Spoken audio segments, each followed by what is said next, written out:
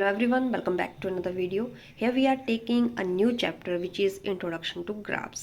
Graphs हमने last के कुछ क्लासेस में भी किया है. डाटा को रिप्रेजेंट कैसे किया जाता है, ठीक है, उसके लिए हमें कुछ इन्फॉर्मेशन दी गई होती थी, उसके बेस पे हम टैली मार्क्स लिखते थे और उसको इस तरह से बार ग्राफ में शोज करते हैं. बार ग्राफ एक तरह की रेक्टेंगल्स होती हैं जो एक सर्टेन इक्वल गैप्स के बीच बीच में हम ड्रॉ करते हैं. एक साइड लेते हैं एक्स एक्सिस और एक साइड लेते हैं वाई एक्सिस. यूनिट चूज करनी पड़ती है so that all these rectangles should be equal. ठीक है, क्वेश्चन करेंगे तो डिटेल में आपको बताएंगे इसके बारे में. साथ ही ये तो बात हुई जब एक तरह का डाटा हो. मान लीजिए आपको डिफरेंट ईयर्स के बीच में या फिर डिफरेंट डेज के बीच में कंपैरिजन करना हो. जैसे फ्रूट्स हैं, एक्स एक्सिस में हमने फ्रूट्स लिए हैं, वाई एक्सिस में सेल कितनी हो रही है. ठीक है, एक मंडे की सेल है ये और एक ट्यूसडे की है. मंडे को जैसे सपोज यहाँ पे ये 5 की, 10 की, 15 की इस तरह से सेल हो रही है. तो इसके लिए हमने दो रेक्टेंगल्स, दो बार ग्राफ्स ड्रॉ किए हैं ताकि हमें इनके बीच में डिफरेंस पता चले कि ये मंडे वाली है, ये ट्यूसडे वाली है, अलग अलग फ्रूट्स के हिसाब से. तो कंपैरिजन हम इससे कर सकते हैं. नेक्स्ट है पाई चार्ट. ये होता है एक सर्कल ग्राफ जहाँ पे आपको दिया गया डाटा सर्कल की फॉर्म में होता है. ठीक है, परसेंटेज से उसको आपको एंगल लेके, क्योंकि बीच में एंगल बनता है 360 का, एंगल के हिसाब से उसको कन्वर्ट करना होता है. जैसा कि हमने किया था चैप्टर 8 में. चैप्टर नंबर 8 में हमने ऑलरेडी किया ये कि परसेंटेज से हम एक्चुअल पोर्शन कैसे निकालते हैं. पोर्शन के हिसाब से आप ग्राफ ड्रॉ कर सकते हैं. हिस्टोग्राम क्या है? हिस्टोग्राम भी बार ग्राफ की तरह ही है, बट यहाँ पे किंक लाइन देखने को आपको मिलेगी. अब ये किंक लाइन क्यों है? हर बार वेरिएशंस जो है वो ज़ीरो से स्टार्ट नहीं होती हैं. जैसे कि यहाँ पे ग्रुप्स हैं, वेट है, वो ज़ीरो से स्टार्ट नहीं है. वो 40 से 45 कुछ रेंज ली है हमने कुछ वेट्स की, 45 से 50 सो ऑन टू 60 to 65. तो मतलब ये ज़ीरो से स्टार्ट नहीं है. तो जब भी आपको ऐसा डाटा देखने को मिलेगा आप उसको रिप्रेजेंट करने के लिए किंक लाइन दिखाएंगे कि हमारा डाटा जो है वो ज़ीरो से स्टार्ट नहीं है. बाकी सेम वैसे ही रहेगा जैसे आप बार ग्राफ ड्रॉ करते थे. इसमें एक और चेंज आ जाएगा कि पहले जो आपको गैप देखने को मिलते थे वो गैप देखने को नहीं मिलेंगे. ठीक है, लाइन ग्राफ क्या है? इसमें आप किसी इन्फॉर्मेशन को एक लाइन की फॉर्म में ड्रॉ करेंगे. ठीक है, जैसे अलग अलग टेम्परेचर दिए गए हैं अलग अलग टाइम इंटरवल्स में. यहाँ पे भी किंक लाइन से शो हो रहा है, मींस ये भी ज़ीरो से डाटा नहीं है, क्योंकि टेम्परेचर वैसे भी हम ज़ीरो वाला लेंगे नहीं. रूम टेम्परेचर होगा नॉर्मल डाटा शो करने के लिए. नॉर्मल कंडीशंस की बात की जाए 25 से स्टार्ट होता है, तो वैसा ही हमने यहाँ से 30 अबव टेम्परेचर लिया है.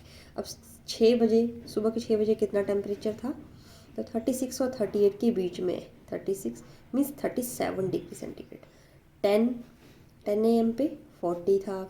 फिर इस तरह से हमने डाटा के अकॉर्डिंग ले लिया. ये लाइन ग्राफ में क्या करेंगे, इन पॉइंट्स को आप ज्वाइन करेंगे, आपका लाइन ग्राफ बन जाएगा. क्रिकेट मैच में अक्सर एक कंपैरिजन आता है कि पहली टीम ने स्कोर किया तो उनका ग्राफ कुछ स्टार्ट होके ऐसे ऐसे जो उन्होंने टारगेट अचीव किया वहाँ तक गया, और अगर सेकंड टीम जो है वो अच्छा नहीं खेलती है तो उनका ग्राफ जो वो पहले वाली से थोड़ा नीचे नीचे रहेगा. ठीक है, वो भी क्या है, कंपैरिजन है कि पहली टीम ने कैसे परफॉर्म किया और दूसरी टीम कैसे परफॉर्म कर रही है. अभी आपको परफॉर्मेंस का कंपैरिजन करना हो आप इस तरह का ग्राफ ड्रॉ करते हैं. अंडरस्टैंडिंग के लिए हम कुछ ग्राफ्स लेंगे. ठीक है, the following graph shows the temperature of a patient in a hospital recorded every hour. हर आवर पे एक पेशेंट का टेम्परेचर रिकॉर्ड किया जाता है कुछ इस तरह से. यहाँ पे हमने एक्स एक्सिस पर टाइम ले लिया है, वाई एक्सिस पर टेम्परेचर ले लिया है. ठीक है, again there is a kink line. अब 9 बजे से टाइम शुरू है जब हमने रिकॉर्ड करना शुरू किया. तो टेम्परेचर यहाँ पे आया।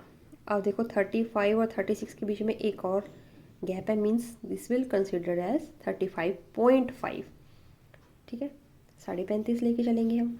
वैसे ही 10 बजे के हिसाब से टेम्परेचर रिकॉर्ड हुआ 36, वैसे 11 ओ क्लॉक, 12 नून पे, 1 2 3 PM पे, इस तरह से हमसे क्वेश्चन पूछा गया है what was the patients temperature at 1 PM। सबसे पहले हम यहाँ पे ढूंढेंगे 1 PM, उस पर टेम्परेचर क्या है।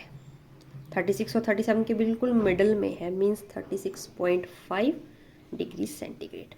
व्हेन वाज द टेम्परेचर और द पेशेंट इज 38.5, और 38.5 ये 38 है, 38.5 ये रहा। कितने बजे था? 12 बजे। The patients temperature was same 2 times during the period given.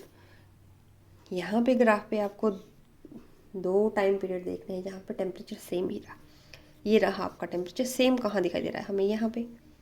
तो ये 1 बजे दोपहर को और 2 बजे। What was the temperature at 1:30 PM? How did you arrive at your answer? 1:30 पे क्या हुआ? देखो 1 और 2 के बीच में बिल्कुल जो सेंटर वाली लाइन है वो 1:30 की होगी। 1:30 के टेम्परेचर जो है वही उतना ही था जितना 1 और 2 के बीच में, क्योंकि लाइन बिल्कुल सीधी है। तो टेम्परेचर कितना है? 36.5 degree centigrade. Next, during which period did the patients temperature showed an upward trend. ऊपर की तरफ ट्रेंड देखने को आपको कहाँ मिला? 10 बजे से लेके 11 बजे, क्योंकि इंक्रीज हो रहा है यहाँ पे। तो इस टाइम पीरियड में आपको अपवर्ड ट्रेंड देखने को मिला। Next question, the following line graph shows the yearly sales figures. एक मैन्युफैक्चरिंग कंपनी है, उसकी सेल्स के डाटा दिखाई दे रहा है। यहाँ पे टाइम पीरियड है, कौन कौन से ईयर की बात की जा रही है। यहाँ पे सेल है करोड़ में, 2 करोड़, 4 करोड़, 6 करोड़, इस तरह से। 2002 में सेल कितनी थी? तो 4 के सामने हमें दिखाई दे रही है, तो 4 करोड़। 2003 में 6 और 8 के बीच में, मीन्स 7 करोड़। 2005 की बात पूछी है नेक्स्ट में, तो ये 10 करोड़ है। इस तरह से compute the difference between the sales in 2002 and 2006। 2002 और 2006 वाली सेल में क्या डिफरेंस है? देखिए 2006 में है 8 करोड़ और 2002 में है 4 करोड़। तो डिफरेंस कितना का है? 8 - 4 that is 4 crore. In which year was there the greatest difference between the sales as compare to the previous year. पिछले साल के कंपैरिजन में किस में जो है आपको ग्रेटेस्ट डिफरेंस देखने को मिल रहा है? जहाँ पे ग्राफ की वेरिएशन सबसे ज़्यादा हो रही है वहीं पे आपको ये चेंज है। यहाँ पे 2004 और ये है 2005 में। 2005 में है 10 और 4 में है 6, तो 4 करोड़ का डिफरेंस है। ठीक है, इस तरह से होगा। Similarly the question number 3 and question number 4, जहाँ पे आप ग्राफ्स को जस्ट देख के उसके आंसर इजीली देख सकते हैं। ओके, आज के सेशन में हम इतने ही क्वेश्चन लेंगे। नेक्स्ट के सेशन में कुछ और 2-4 क्वेश्चंस करेंगे, फिर ये वाली एक्सरसाइज क्लोज करेंगे। थैंक्स फॉर वॉचिंग, मिलते हैं नेक्स्ट वीडियो।